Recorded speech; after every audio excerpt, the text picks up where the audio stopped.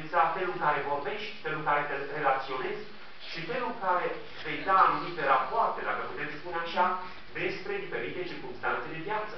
Dacă inima unui credincios este curată, ea va relata selectiv și pozitiv despre diferite circunstanțe de viață la care poate este chemat să facă o apreciere, o referință.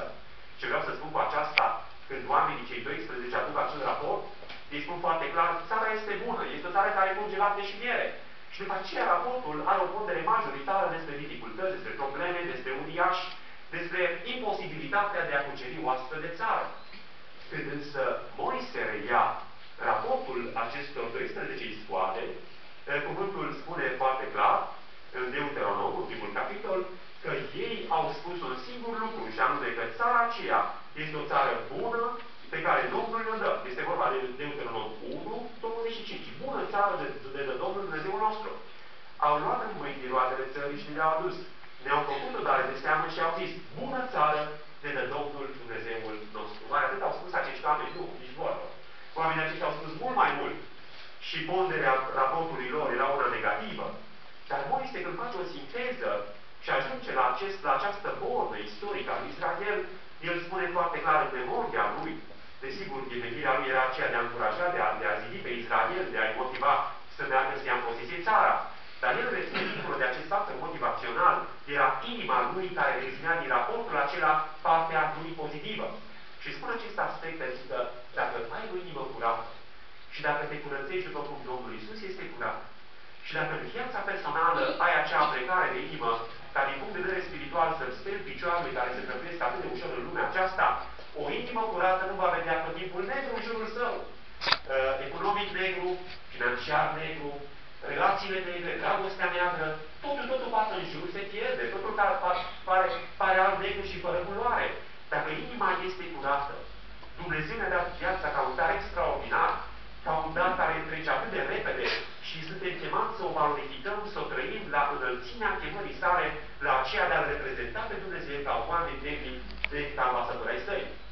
Odată inima este curată, chiar dacă vor fi probleme, cuvântul spune foarte clar că mesajul nostru, raportul nostru va fi unul pozitiv. Este atât de ușor să dai rapoarte negative, să faci aprecieri negative, dar dacă inima este curată și așa lumiește Dumnezeu ne va pune pe inimă gânduri ca să dăm un raport pozitiv și să vorbim pozitiv despre cei care sunt în jurul nostru.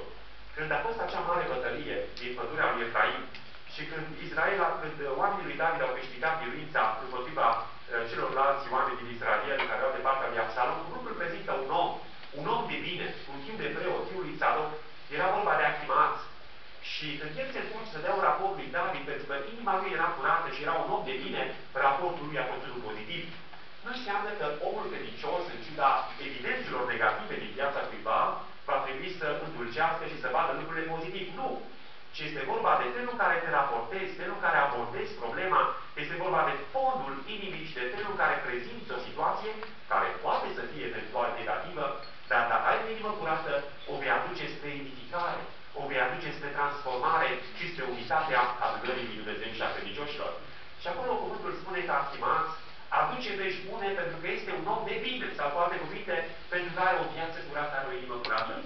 Și după el apare Cușii, care avea gând de răzbunare, gând de răutate și spune, ca oamenii aceștia, ca vrăjmașii aceștia, ca Absalom să fie toți vrăjmașii împăratului, adică să moară toți cum a murit Absalom. Omul acesta dăduse un raport obiectiv, am spune noi, dar un raport care avea în inima lui un gând de răzbunare, un gând care nu sugrădea o inimă modelată de Dumnezeu, o inimă blândă, o inimă de dragoste, o inimă care să prezinte lucrurile dând o tentă pozitivă, dând o tentă de încurajare și de edificare. Achimaț, care n-a văzut el scenariul, l-a văzut cu siguranță. Dar spune atât. Este bine de tot. Este bine de tot? Da, este bine de tot. Așa vede omul credincios lucrurile. Chiar dacă în viața lui sunt probleme, Dumnezeu îi dă optimismul necesar, îi dă pozitivismul necesar, ca să vadă dincolo de probleme, să vadă pe Dumnezeu prezent, să vadă pe El cum intervine în dificultăți și cum îl izbăvește El. Cum este, frate? Este rău de tot, vor spune unii. Și alții vor spune, cum a spus Achimaț, este bine de tot. Nu înseamnă o bravare, ruptă de realitate a unui credincios, ci înseamnă o abordare matură, care îl vede pe Dumnezeu prezent. Și dacă Dumnezeu este prezent în orice circunstanță, cu El este bine. Nu cred că există credincios în în viață care nu a trecut prin zile grele, dar tot cu Dumnezeu să treci prin zile senine de mari binecuvântări. Pentru că Dumnezeu te formează așa și Dumnezeu ne trece prin acestea. Cum este inima noastră? Pentru că așa cum s-a spus, din ceea ce trăim, identitatea noastră se va reflecta. Vom fi deconspirați în identitatea noastră prin felul în care vorbim. Dacă atunci când te raportezi la un frate, prevalează raportul negativ, este clar că acolo este o inimă care nu e curată. Când însă încerci, prin mijloacele care le ai și înțelepciunea pe care o ai, să fii obiectiv, dar să fii și cu dragoste, Dumnezeu îți dă puterea să faci aprecieri realiste, obiective, dar bune la adresa fraților tăi. Cuvântul spunea foarte clar și aș spune acest aspect, pentru ce spunea Arsimas, este bine de tot. Domnul Hristos spunea că dacă am avea credință cât un grăunte de muștar, am spune muntelui acestuia să se arunce mare și el s-ar arunca. Și mă gândeam la acest aspect de viață. Ce mă contează prin credință să vezi un munte să-l vezi aruncându-se mare, el nu dispare. Dar dacă este mare, gândesc, cel puțin se va vedea mai mic, pentru că o parte bună din el va fi în inversie. Și credința, cred că asta face în viața noastră. Biblia spune să aruncăm asupra lui toate îngrijorile noastre și el însuși va îngriji de noi. Este credinciosul care spune, Doamne, prin credință, știu că Tu ești prezent, că Tu ești în control și că Tu ești stăpânul vieții mele și că Tu ești împreună cu mine până la sfârșitul de an. Și prin credință, greutățile, problemele, munții cu care mă confrunt, îi arunc în mare și pentru că am credința aceasta în Tine, ele vor fi mult mai mici. Și abordarea va fi față de niște repere mult mai mici. De ce oare cele 12 sfoare, când se duc în Canaan și se întorc, spun că pe lângă ei fapt erau niște lăcuste. Era o abordare disproporționată a realității. Nu puteau să se compare chiar ca niște lăcuste. Era o disproporție majoră. Și aceeași disproporție de multe ori este în viața noastră, când problemele le vedem foarte mari și când în realitate acestea nu sunt atât de mari. Și ceea ce corectează proporția în viața noastră este credința care spune, Doamne, aruncă asupra Ta îngrijorarea mea, problema mea concretă asta. O aruncă asupra Ta, nu mă disociez de rezolvarea ei, pentru că sunt chemat să o rezolv, dar sunt împreună cu Tine, lucrător la aceasta, și știu că dacă o arunc în mare prin credință, ea va fi mult mai mică. Va fi acolo, Tu o vei rezolva, dar eu o voi percepe altfel și o voi vedea mult mai mică, pentru că Tu ești prezent în viața mea. Cuvântul spune mai departe, frații mei care se suiseră împreună cu mine au tăiat inima poporului, dar eu am urmat în totul calea Domnului Dumnezeului meu. Este impresionant pe inima lui Caleb, care putea să spună, răzvrătiți aceia, Doamne, aceia care s-au răzvrătit și au ponegrit țara, aceia nu sunt frații mei, erau niște răzvrătiți. Moise avea să spun odată, când a explicat, sunt ascultați răzvrătiți, într-un moment de supărare, într-un moment de, poate știu eu, era sătul de atâtea cârbii, era poate obosit de așa ceva, ascultați răzvrătați. Și totuși omul acesta care nu folosește nici pe departe această expresie. Era un Israel, un neam pornit la rău, era pornit la cârbii, dar Dumnezeu le suferise cu care am pustie, da. Și în ciuda acestor evidențe, Caleb este omul care, având o inimă curată, se raportează și vorbește frumos față de frații săi. Lucrul acesta este extrem de important. Dacă izraeliții aceștia care avuseseră un comportament atât de rău, iată, Caleb se raportează atât de frumos la ei, cu cât mai mulți ori unii față de alții, care poate nu ajungem la astfel de momente de cârtire și de potrivire față de Dumnezeu, cu cât mai mult am fi noi chemați să ne raportăm mai frumos față de frații noștri prin felul în care gândim, simțim sau ne vorbim. Frații mei, și cine erau aceștia? Și iată Caleb este o most extraordinară de bunătate, de dragoste, de acceptare, de răbdare, de iertare și de la acesta cu siguranță avem de învățat. Și cuvântul spune foarte clar, astăzi sunt tot atât de tare ca și atunci și spune, dăm muntele acesta. Este o cerere extraordinară. Care putea să ceară orice, talpa piciorului său nu a călcat doar prin muntele acesta, și el putea foarte clar să ceară și valea Eșcol. De acolo Dumnezeu i-a îngăduit să culeagă un strugure, era un strugure foarte mare și putea Caleb să spună, de ce să nu aleg varianta ușoară? Dumnezeu mi-o dă și pe aceea, pentru că și pe acolo talpa piciorului meu a călcat. N-a călcat numai pe la Hebron, unde sunt arachim și sunt uriași și acolo este dificil. De ce să aleg dificultatea când pot să aleg calea ușoară?